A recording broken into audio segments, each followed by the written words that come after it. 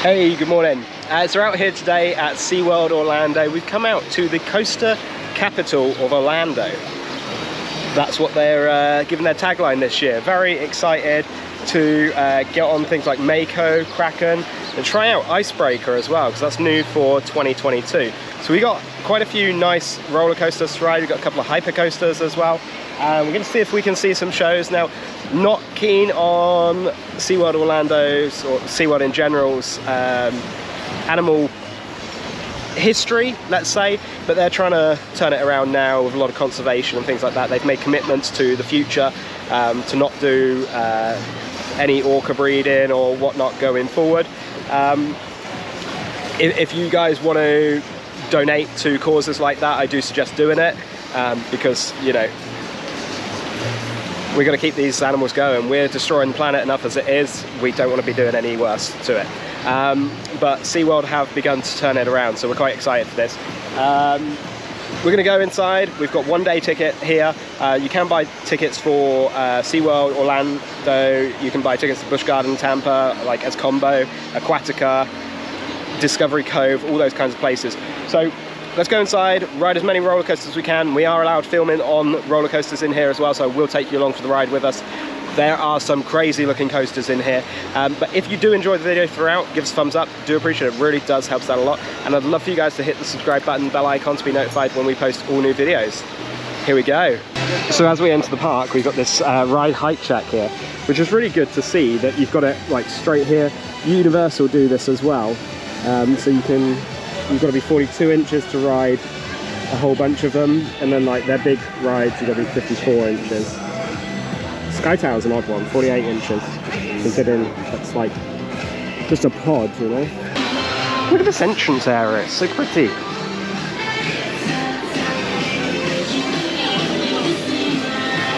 Oh, we've got to figure out what we want to go on first. It's quite warm and we've got a few hours, so I think we might do water rides first this morning.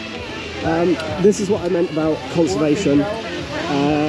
40,000 animals helped so far at SeaWorld Rescue, so they are really trying to do their best. Right, we're at Infinity Falls. That's a crazy rapids. Journey to Atlantis as well, that's another water ride, so I think maybe Infinity Falls. I know we're going to get completely drenched on that. We've also got Sesame Street here as well, which is really cool to see.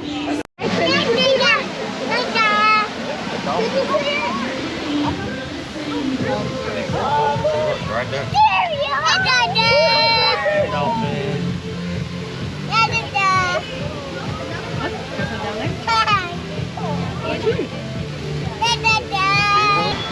SeaWorld are also currently running Electric Ocean, and that's like their summer event here. So it means the park's open till later. You've got live events, you've got music. I think you've also got fireworks displays and whatnot. I'll put a link down in the description so you guys can go and check out a little bit more info about it. So just up here in front, we've got Bayside Stadium. Now, Bayside is where you'll have all your water shows and your fireworks displays. I think they come out from this building just in front. Just over the back there, where you see the orange coaster track, that is Icebreaker. And then, like to the left of that, the white roof that you see, that is the Orca Stadium. So that's where you'll see your Orca shows. Now, we do want to go and check that out to see like how much space they've got and whether they're doing a good job with that now or not. So we were going to make our first ride Infinity Falls, but it's currently down and the staff aren't sure whether it's going to open for a little while yet or not. So we're going to make our way over to Mako. That's one of their hypercoasters here. Looks insane. We've actually ridden this before, like a while back.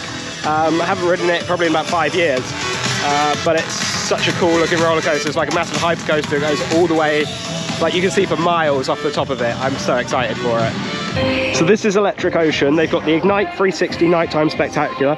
They've got Club Sea Glow. They've got Club Electric Current, and they've got Rescue Tales Night Vision, as well as like some eating places as well. So they've got a few cool, really really cool things that they're doing. Not open just yet though. So first ride in Mako. It's posted at a 5-minute wait currently. I'll show you guys the ride vehicle as well. So it's just a lap bar on this. So it just goes down over you. So it's quite a cool hypercoaster. And this is good. It says here, guests of larger size, please try this seat to determine if you're able to ride. Good that they've got one of those. Would be better outside the queue, rather than you jumping in the queue and then having to do it. But I do like a lap bar roller coaster rather than a shoulder coaster. A little bit more scary, right?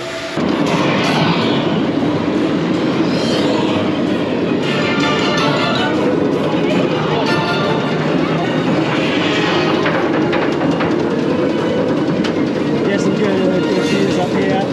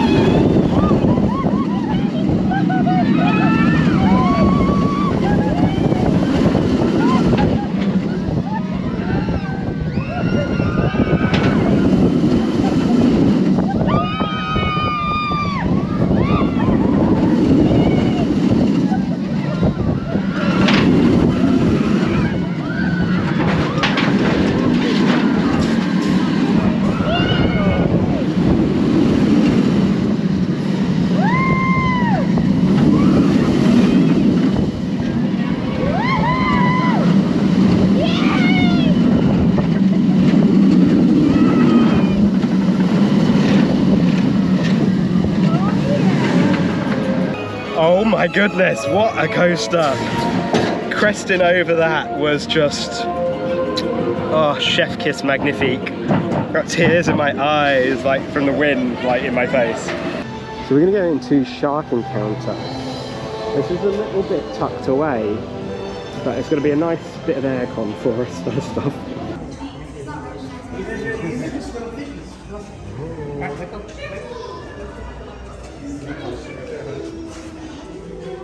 Is this so cool? Lobster. What?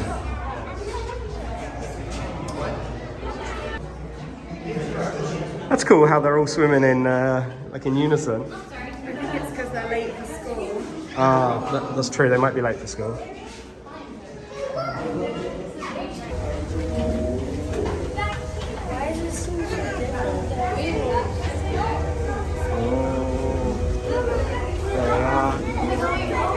Sharks,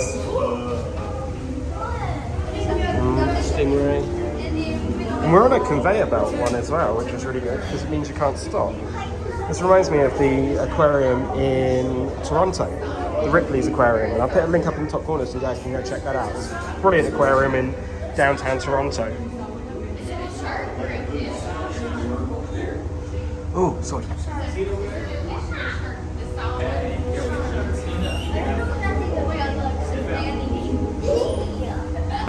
So we've just ridden Mako, seen the Shark Encounter tunnel thing, which was really cool. We're going to go over and now ride Icebreaker. That's the new roller coaster here for 22. And then maybe we're going to try and catch a show. Infinity Falls still looks closed, sadly, because it's getting warm and I really want to ride it in this, in the heat at least, because bacon. But I'm excited for Icebreaker. I want to see what that's like. It's the only one here that we haven't ridden roller coaster wise in the past, so it should be fun. So one thing here in the US, like SeaWorld and like Bush Company, they've got the rights to Sesame Street, which is quite cool. So you've got Elmo, Oscar, Big Bird, they're all like, they've got their own land here, which is amazing to see. I think it's actually, I know at least in Japan, it's Universal that has the rights to use Sesame Street in a park. So it's interesting that it's SeaWorld over here and not Universal again. Sesame Street actually looks like a really well-themed land. You've got Les Monsterables up here in the theatre. You've got a Cookie Monster over there. You've got a few rides. Like they've just done, like the styling in here looks pretty good. Elmo's Choo Choo Train. So typically I would give you guys a full overview of the area, but I think it's been done so much. There will be somebody's video out there because it's a relatively new land as well. So it's pretty cool. They've got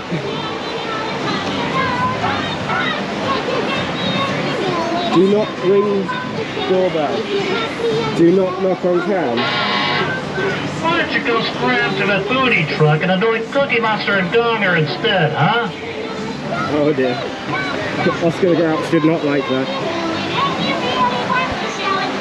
And then you've got some interactivity over here.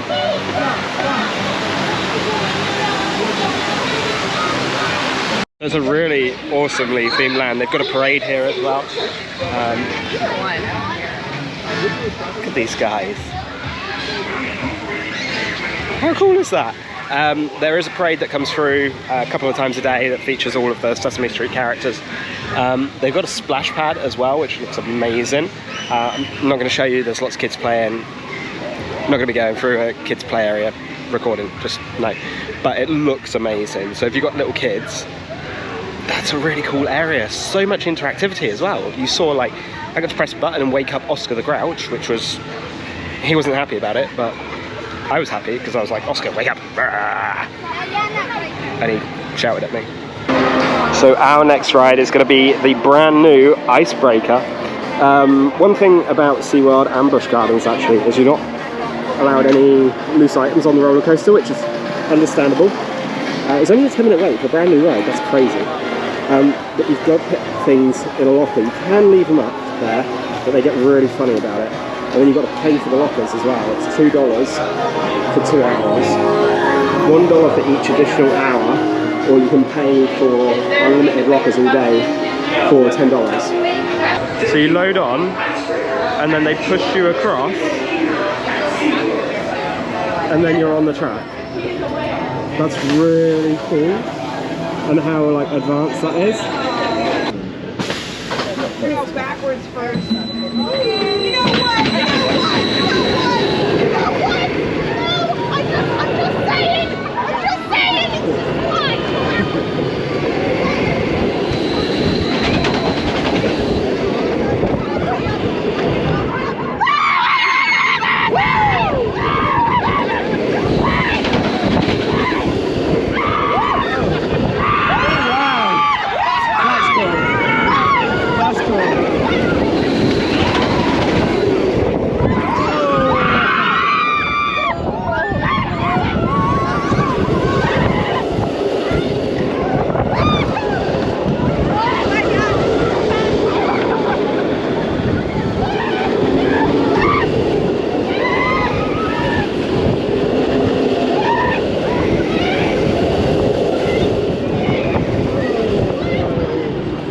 So we've just come off of Icebreaker, and I'm a little bit torn on it because I love the ride system. I love like how the dispatch happened.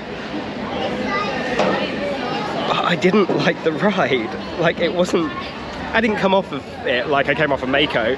Mako, we were like, oh my goodness, whoa, that was crazy. Over the top, hypercoaster. Icebreaker felt like they just put a coaster in for the sake of putting a coaster in. There wasn't a lot of space for it, so what they've done is like just randomly in the track, which is fine because they do obviously do this in some roller coasters anyway, just put like a random bump in or a random twist and it jerks you around. The harness as well wasn't good, and that is probably one of the least accessible rides that I've seen before anywhere. That is worse than, I think that's worse than Gringotts, Escape from Gringotts at Universal Orlando. and that's a pretty inaccessible ride as well. So, you know, if you're on the larger side, in width, stomach, boobs, whatever, you're going to struggle to get in there. But also, if you're tall as well, you're really going to struggle. So, not a fun ride at all. But we're now in the Orca Stadium. We're going to check out the Orca show. I do have a full video of the SeaWorld San Diego Orca show, which I'll put a link up in the top corner so you guys can go and check that out.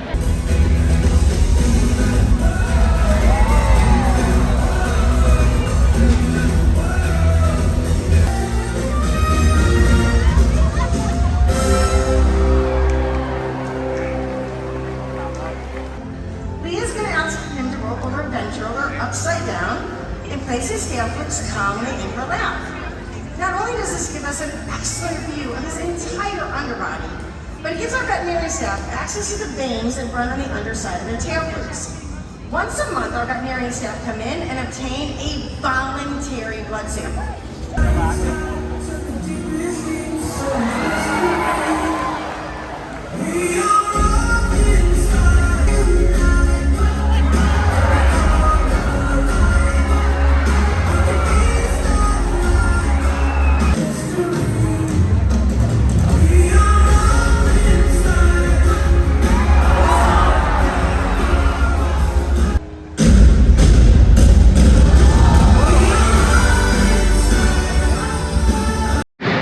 So we've just finished at the Orca encounter, and we're now going to make our way back over the other side. It's kind of like the shows are on one side and the rides are on the other side. So we're going back through Sesame Street. Look at this cool hidden detail in Sesame Street. It's Big Bird riding a bike. That's really cool. Not sure how I felt about the Orca encounter. Didn't quite like it, really. Felt like they didn't have enough space. So they made the commitments to end breeding in 2016 and end the shows in Orlando in 2019. So as you can see down in the description, it's 2022 and we just watched the Orca encounter. So that's not really very good, is it? Right? Like, you said you were going to end it, guys. Come on.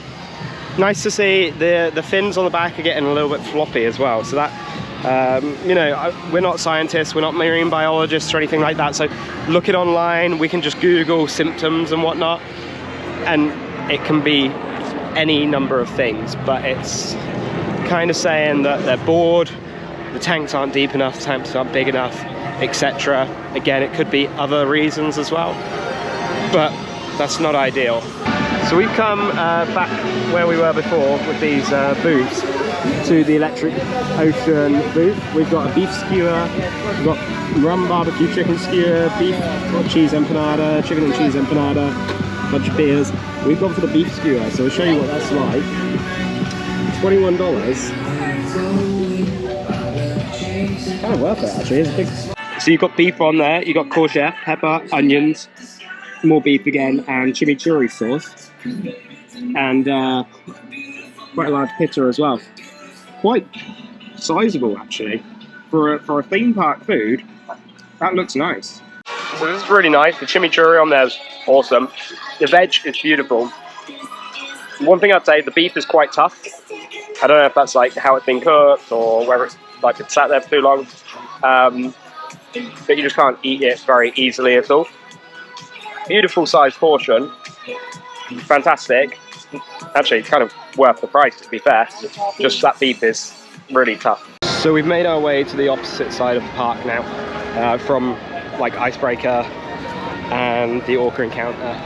We're just heading into Antarctica, and you've got Kraken over. I don't know if Kraken is over here. Anyway, you've got a couple of roller coasters over here. You've got Journey to Atlantis over here as well. The Antarctica area looks quite nicely themed. You've got all of these different styles of penguins that are all carved into rock work here, and then over, they've all got numbers, and then over here they've got like a part telling you which ones they are and where they're from, which is really cool. It's very cool. So our next ride is going to be this. It's Journey to Atlantis. Nice, cool themed water ride on a hot Florida day.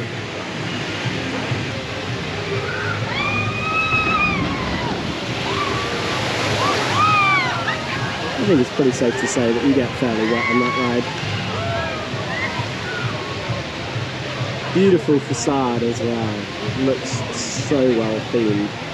So we're quite excited to ride this.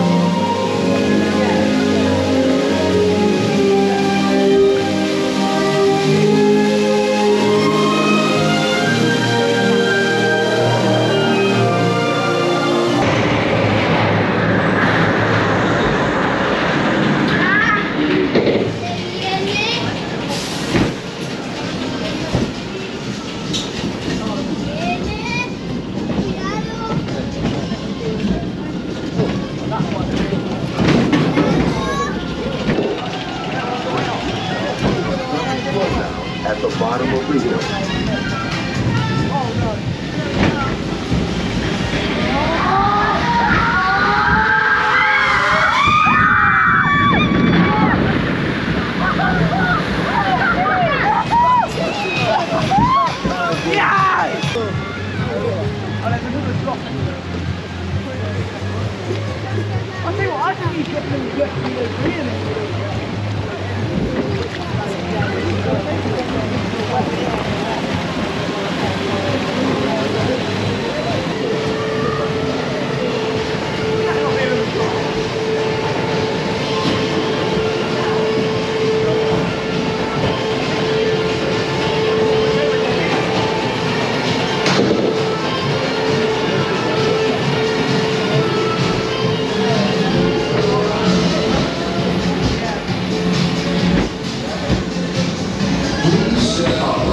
Hold on tight and brace yourself.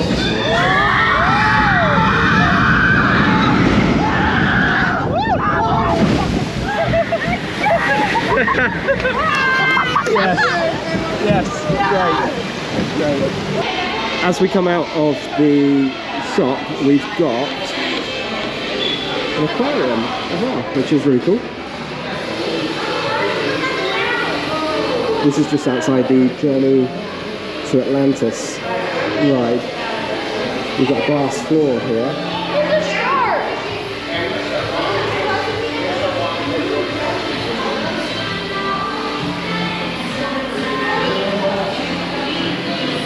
This is quite cool, actually. You've got a few little rooms.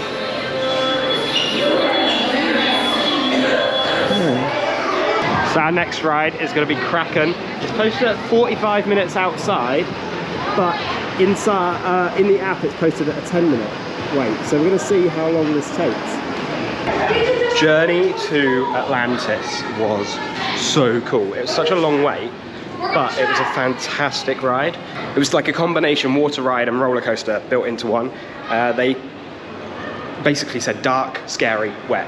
darker, scarier, wetter. That was what they pitched it as, and yeah, it was pretty crazy. It was a good ride. Definitely worth it. Longer wait than we anticipated, but very, very cool. So we would definitely ride that again.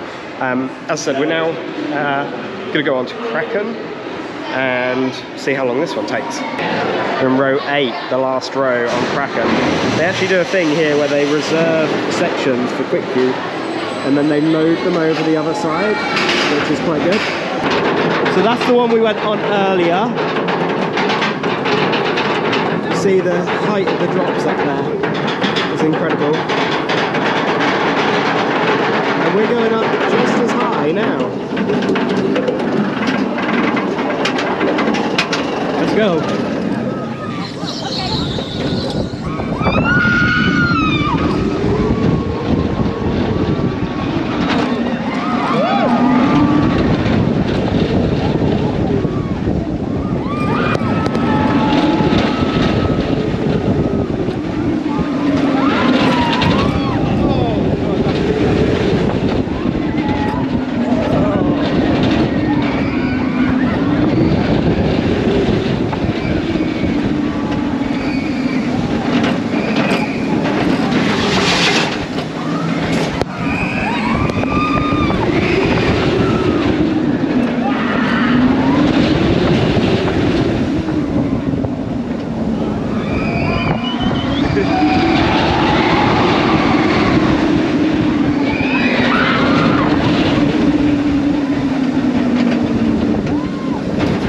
As I said, journey to Atlantis was fantastic.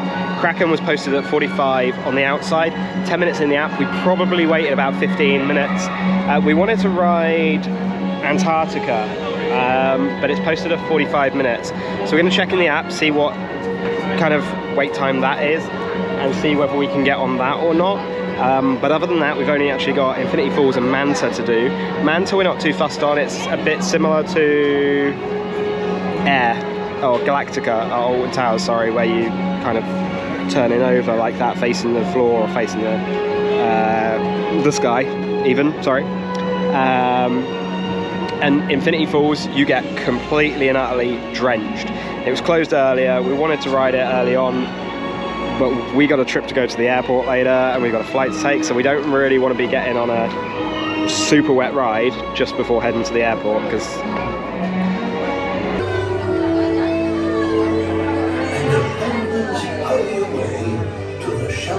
of a nearby ice cabin. A few stay on with this anxious melancholy.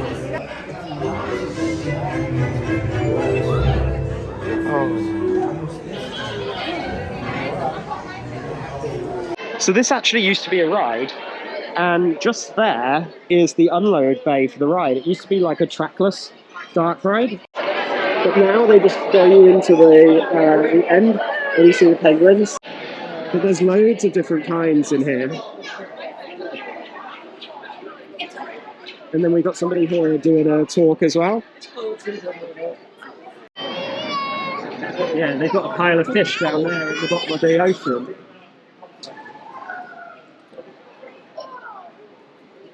So they're like, I don't think they've got a lot of space. I don't think there's enough space for the amount of penguins that's in here.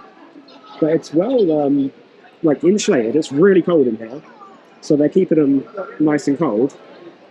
So this here is Manta. This is the one that's pretty similar to Galactica at Alton Towers.